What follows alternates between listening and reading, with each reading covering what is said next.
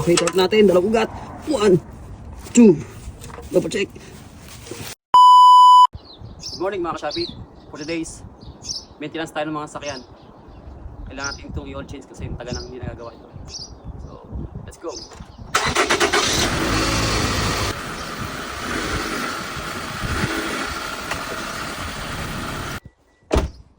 Buti, meron tayong rampa. Bigay ito ni Kuya Orly. Kuya Orly, shout out sa'yo. Thank you so much sa rampa mo. Good job.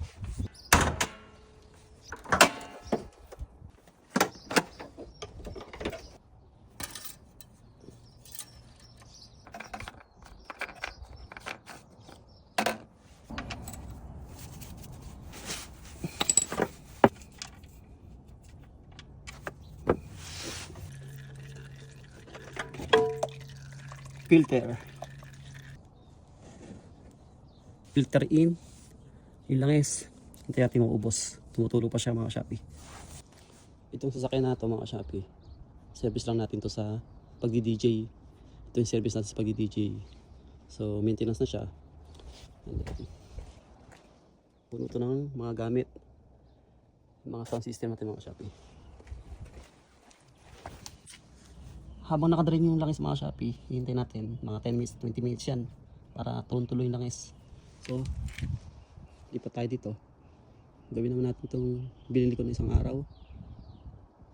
Second hand lang to pero looks okay pa naman. Siyempre pag bumili ka ng second hand, may mga sira yan. Hindi perfect. Kaya huwag kang umasa pag bumili ka ng second hand, walang sira.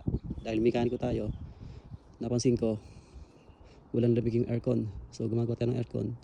Gawin natin mga Shopee.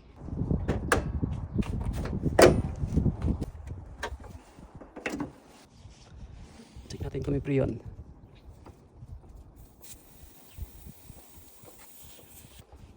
Aha. Kulang ng preyon mga Shopee. So dagdagan lang natin to. Hopefully walang leak. Add lang tayo ng ng gas. Mag-regas lang tayo ng mga Shopee. Regas lang to. So tamang tama. Meron tayong pang-regas dito. Galing to sa isang kaibigan natin, binigay sa atin kay Family Galbo. Mga kaibigan natin sa farm. Bigyan tayo ng preyon. Half lang to, half na preyon. So dagdagan natin.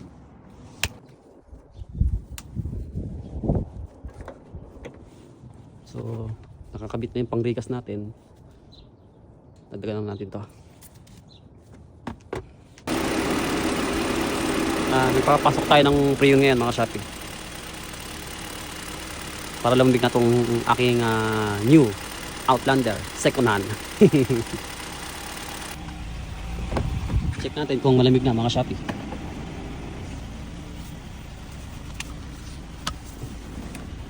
Uy.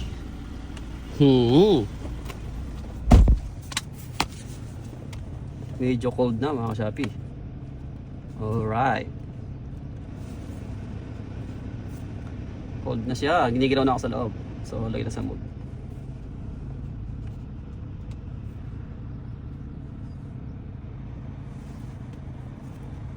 Yo! Perfect! Malamig na siya mga Shopee. Alright. Ready na to sa summer. Okay. That's it. Maraming salamat sa iyo. Maraming salamat. Atin Kuya Galbo family sa pagbigay ng preyon. Okay na yung aircon. Lamig na siya. So kung nakita nyo, ang dumi ng makina. So hindi pa natin nalilinis to Kaya nayaman na natin ganyan. Susunod naman si Evo Lock. Kailangan palitan ng transmission oil. Pero si Evo, ito yung aking pang araw-araw na pang daily driving.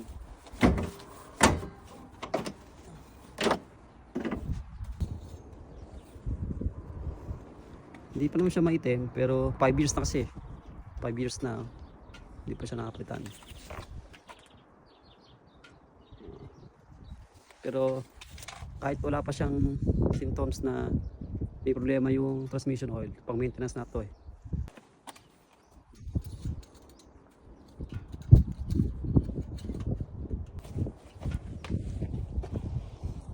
Lipat na naman tayo sa isa. Check natin yung langis kung okay na ba. Okay na to. Okay na itong isa na ito mga Shopee. So balik na natin.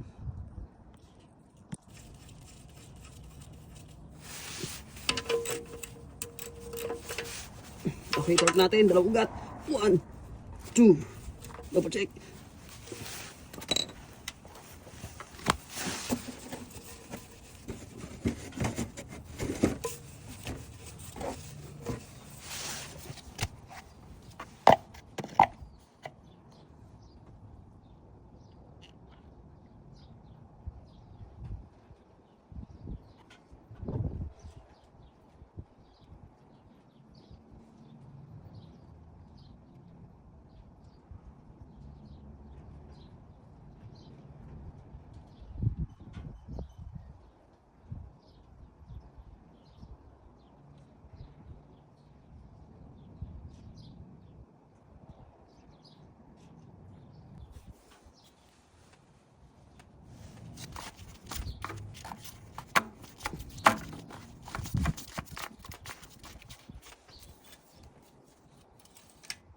Okay, start natin mga Shopee.